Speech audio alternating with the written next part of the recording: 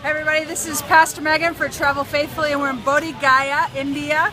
And the reason we're here is because if you see the tippity top of that temple there, that's the tree under which it is said that the Buddha gained enlightenment.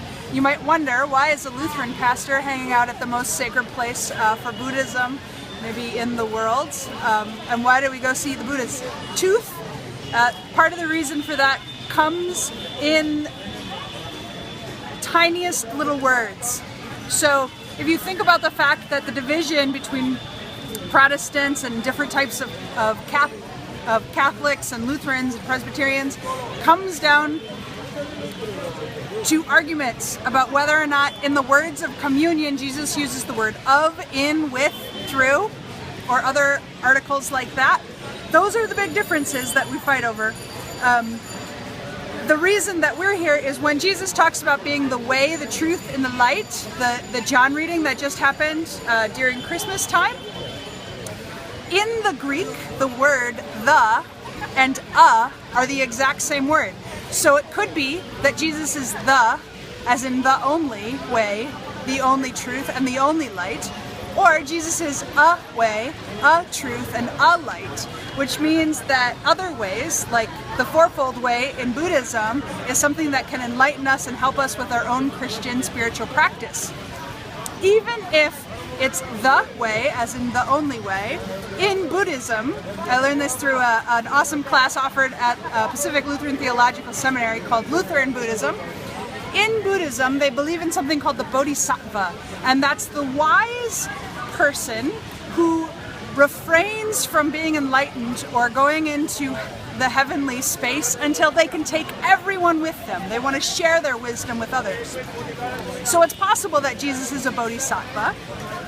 It's also possible, as I talked to you before about, that Jesus has many types of sheep that are not in the flocks, that will recognize that heaven has many houses and that will be sharing them with folk.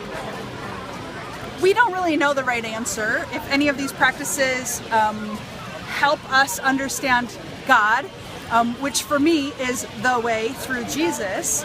We don't know if that helps us gain enlightenment in our Christian practice. What we do know is that we have a God and a faith, particularly as Lutherans, where we borrow things from other traditions. The Christmas tree, for example, we borrow from the pagans. The time of Easter, borrowed from the pagans. Rose windows, borrowed from different types of religions, and we mix them. We've decided that doing yoga is okay, doing jazzercise is okay, doing all kinds of movements that we learn from other faiths are okay. And when we live in a multicultural, multi-faith world, part of the ways that we become good neighbors and care for our neighbors is to learn what our neighbors care about. So that's a couple of the reasons why I'm here. The thing that is special about this space is that you can find ways to pray together. Right now is they're praying for world peace, and all of the monks are praying for that. There was a study done in Philadelphia where a bunch of monks gathered and they prayed for a decrease in crime, and the crime rate actually went down by about 80% in the city during the time that they were praying. So just being around people who are praying together, even if you're praying of different faiths, can be a very powerful thing to be a part of. There's also meditative walking, something that you can use in different types of prayer where you can walk around. If the camera gets a little unsteady, it's because Laurel's afraid of mosquitoes. So just thinking about the different types of ways that we can pray. They have prayer wheels that I was able to push as I did my walking around this temple area. And I love the fact that it's hard to push the prayer wheel. It's weighted, right? Like this idea that you're actually turning something and making things happen.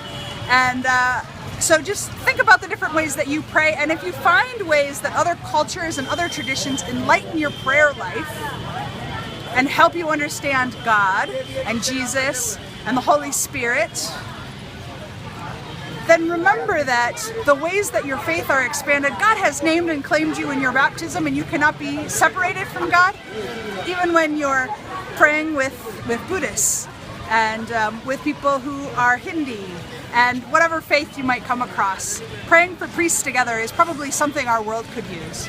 So anyway, that's what I have to say here from Gaia. I hope you are well. See you next time.